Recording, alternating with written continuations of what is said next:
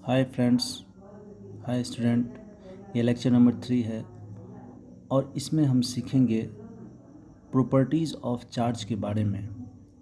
हमने पिछले वीडियो में कुछ इम्पोर्टेंट फैक्ट्स को समझा, इलेक्ट्रिक चार्ज के रिलेटेड टर्म्स को समझा, एक कूलम्ब क्या होता है उसको समझा, इलेक्ट्रोस्टैटिक क्या होता है उसको समझा। आइए इसी के साथ हम शुरुआत करते हैं। अब ये इलेक्ट्रिक चार्ज का क्या नेचर है, ये यूनिवर्स में किस तरह से बिहेव करता है, तो आइए आज हम सीखते हैं प्रॉपर्टीज़ ऑफ चार्ज के बारे में। तो मेरा टॉपिक आज का है, हम लोगों का टॉपिक है प्रॉपर्टीज़ ऑफ चार्जेस। इसमें पहला होता है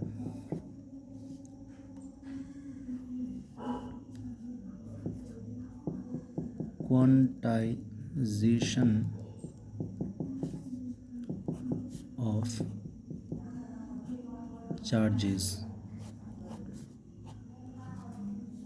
तो ये जो वर्ड है क्वांटाइजेशन, पहले हम इसको समझते हैं। What is quantization? क्वांटाइजेशन क्या है? What is quantization?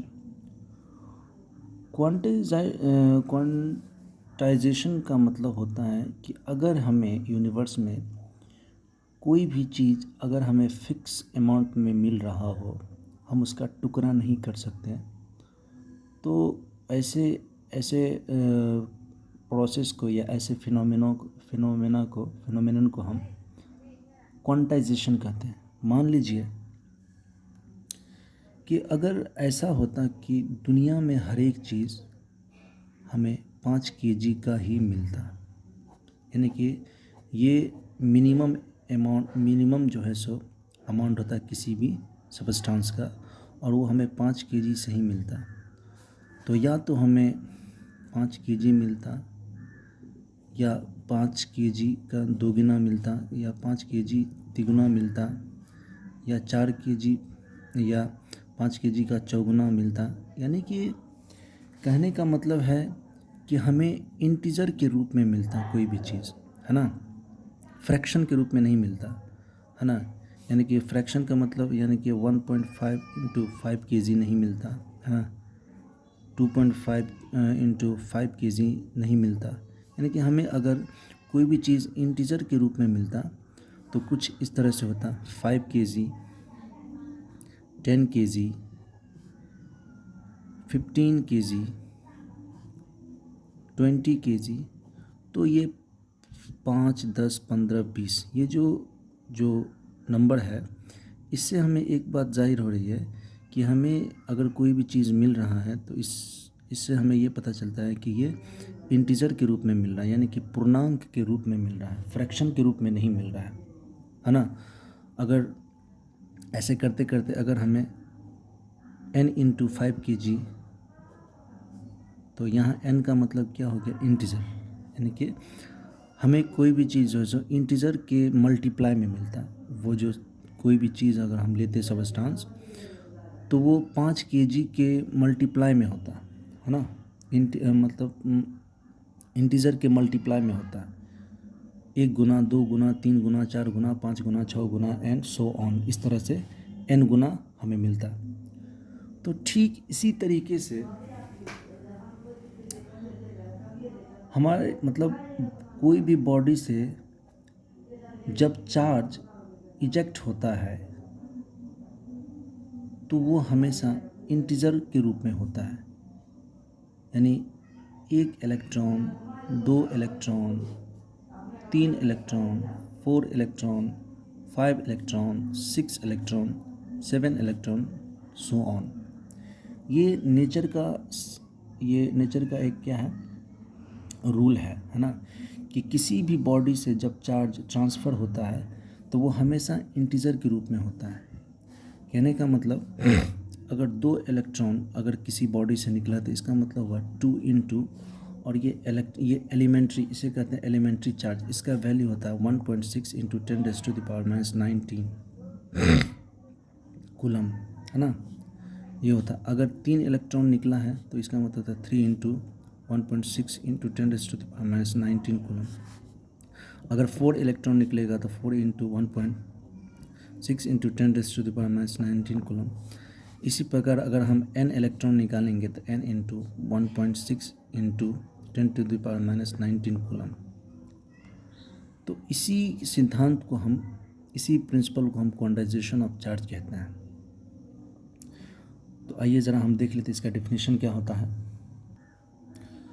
तो दोस्तों इसका डेफिनेशन होता है quantization of charge, when charge transferred from one body to another body, then transferred charge is equal to integer multiple and this physical property of charge is known as quantization of charge। एक बार फिर से देखिए, when charge transferred from one body to another body, then transferred charge is equal to integer multiple and this physical property of charge is known as quantization of charge। यानी कि जब charge किसी एक body से दूसरे body में transfer होती है तो वो हमेशा वो चार्ज जो चार्ज ट्रांसफ़र हो रही है वो चार्ज हमेशा इंटीग्रल मल्टीपल होगा, है ना। वो मतलब जो है सो इंटीजर के मल्टीपल में होगा, 1 गुना 2 गुना 3 गुना 4 गुना 5 गुना ऐसे करके 2 इलेक्ट्रॉन 3 इलेक्ट्रॉन कभी भी निकलेगा। वो अगर चार्ज जब ट्रांसफ़र होंगे तो वो 1 electron 2 electron 3 electron 4 electron 5 electron ही निकलेंगे। कभी ऐसा नहीं होगा 2.5 इलेक्ट्रॉन 2.3 इलेक्ट्रॉन फ्रैक्शन के रूप में कभी नहीं निकलेगा, एक फिक्स वैल्यू में निकलेगा, 4 electron 5 electron 12 electron. I hope आप लोगों को ये बात समझ में आई होगी।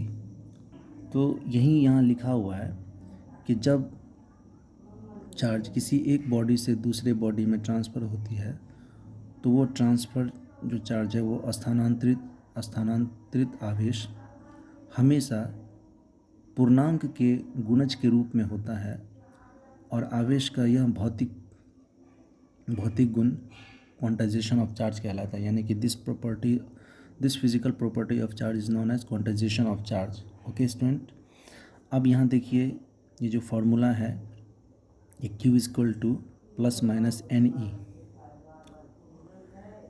हेयर, जहाँ Q total number of charge होता है और N का मतलब होता है, N की वैल्यू 1 2 3 ये इंटीजर होते हैं। इसका मतलब हुआ नंबर ऑफ़ इलेक्ट्रॉन, यानी कि बॉडी से कितने इलेक्ट्रॉन निकल रहे हैं उसका मतलब ये हुआ। और E का मतलब होता है एलिमेंट्री चार्ज, जिसका वैल्यू होता है 1.6 इंटू 10⁻⁻19 कूलम। अब आइए फ्रेंड्स, क्वांटाइजेशन ऑफ चार्ज पे हम कुछ न्यूमेरिकल देख लेते हैं जिससे हमारे कॉन्सेप्ट और भी क्लियर हो जाएंगे।